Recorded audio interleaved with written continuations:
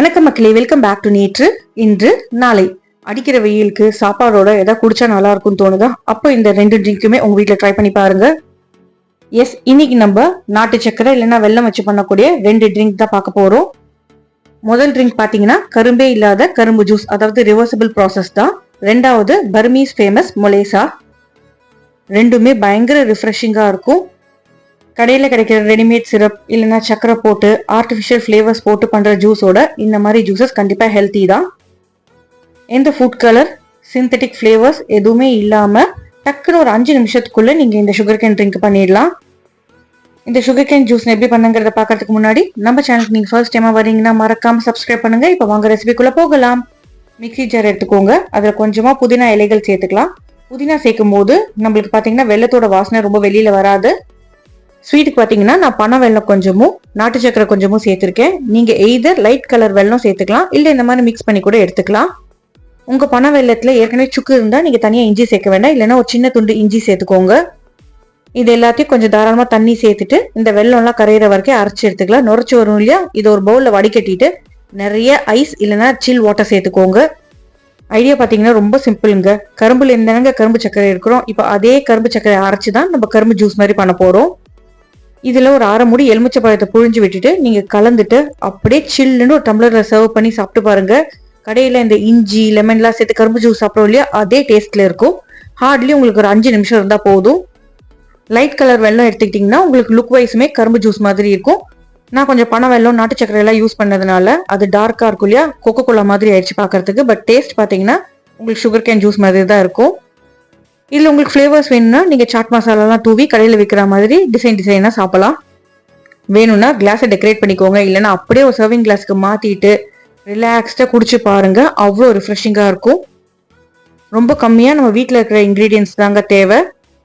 But இப்போவுமே நீங்கள் கேட்கலாம், வெல்லம்லாம் எப்படி ஹெல்த்தியில் சேர்க்குறீங்க, அதுவும் ஒரு ஃபார்ம் ஆஃப் சுகர்னு. நம்ம கடையில் ரெடிமேட் ஜூஸஸ்லாம் வாங்கி சாப்பிட்றதுக்கு இது கட்டாயம் பெட்டர் தானே, அதனால தான் நான் ஹெல்த்தின்னு சொன்னேன். அடுத்ததான் நம்ம பர்மீஸ் ஸ்பெஷல் மொலேசா பண்ண போறோங்க. இதோட பேஸ் பார்த்தீங்கன்னா தேங்காய் பால், அதுக்கப்புறமா பாதாம் பிசின். இந்த ட்ரிங்க்குக்கு கொஞ்சம் ப்ரீப்ரெப் வேலை பண்ணுங்க. பாதாம் பிசினை தண்ணி சேர்த்து ஒரு 6-7 மணி நேரத்துக்கு நீங்கள் ஊற வச்சிருந்தாதான் மலர்ந்து வரும். அடுத்ததான் 1/2 கப் அளவுக்கு பச்சரிசியை நல்லா களைஞ்சிட்டு தண்ணி சேர்த்துட்டு ஒரு 3-4 மணி நேரத்துக்கு ஊற வச்சுக்கோங்க. ஊறினதுக்கு அப்புறமா தண்ணியெல்லாம் வடிச்சிட்டு இந்த அரிசியை மட்டும் ஒரு மிக்ஸி ஜாரில் சேர்த்துட்டு தேவைப்படுற அளவுக்கு தண்ணி சேர்த்துட்டு நைஸாக அரைச்சி எடுத்துக்கணும். இது எதுக்குன்னு பார்த்தீங்கன்னா நம்ம ரைஸ் ட்ராப்லெட்ஸ் மாதிரி பண்ண போகிறோம். அதை தான் நம்ம இந்த ட்ரிங்க்குக்கு பேஸில் சேர்க்கணும். இந்த மொலேசா பார்த்தீங்கன்னா கிட்டத்தட்ட நம்ம தேங்காய் பால் சாப்பிட்ற மாதிரி தான் இருக்கும். பட் கொஞ்சம் நம்மளுக்கு டெக்ஸ்டர் டிஃப்ரென்ஸ்க்காக சில பல இன்க்ரீடியன்ஸை சேர்க்குறோம். அரைச்சி இந்த மாவை நம்ம அப்படியே கிளறி எடுத்துக்கணும். அதுக்கு கடாயில் கொஞ்சமாக தண்ணி சேர்த்துட்டு தண்ணி சூடானதுக்கு அப்புறமா அரைச்சி இந்த மாவை கொட்டிட்டு லோ ஃப்ளேமில் வேகிற வரைக்கும் கிளறி எடுக்கணும். கொஞ்சம் அப்படியே லூஸாக இருக்கும் போதே அணைச்சி விட்டிங்கன்னா ஆற உங்களுக்கு திக்காயிடும். நல்லா வெந்திருக்கான்னு மட்டும் செக் பண்ணிக்கோங்க. சூட்டுக்கு பார்த்தீங்கன்னா அப்படியே கெட்டி ஆயிட்டு பந்து மாதிரி வரும். அந்த மாதிரி வரும்போது அடுப்பு ஆஃப் பண்ணிட்டு நல்லா ஆற விட்டுருங்க. இது ஆறதுக்குள்ளேயுமே நம்ம தேங்காய் பால்லாம் ரெடி பண்ணிக்கலாம். கட்டி உருண்டைகள் இல்லாதபடி ஆறுனதுக்கு அப்புறமா பிசைஞ்சு விட்டுட்டீங்கன்னா போதும். ஸோ இந்த மொலேசா அசம்பிள் பண்றதுக்கு முன்னாடி 4 ஸ்டெப் இருக்குங்க. முதல் ஸ்டெப் பார்த்தீங்கன்னா நீங்க பாதாம் பீஸ்னு ஊற வச்சுக்கணும். 2வது ஸ்டெப் பார்த்தீங்கன்னா அரிசியை ஊற வச்சுட்டு அரைச்சிட்டு கிளறி எடுத்துக்கணும். 3வது ஸ்டெப் பார்த்தீங்கன்னா நம்ம வெல்லத்தை தண்ணி சேர்த்துட்டு நல்லா கரையிற வரைக்கும் உருக்கிக்க போறோம். 4வது என்னன்னு பார்த்தீங்கன்னா தேங்காயிலேருந்து பால் எடுத்துக்கணும். வெல்லம் நல்லா உருகினதுக்கு அப்புறமா வடிகட்டிட்டு இதை அப்படியே ஃப்ரிட்ஜில் வச்சு சில் பண்ணிக்கோங்க. பாதாம் பிசின் ஊறினதுக்கு அப்புறமா அதையுமே ஃப்ரிட்ஜில் வச்சு சில் பண்ணிக்கிட்டீங்கன்னா சாப்பிடும்போது நல்லா இருக்கும்.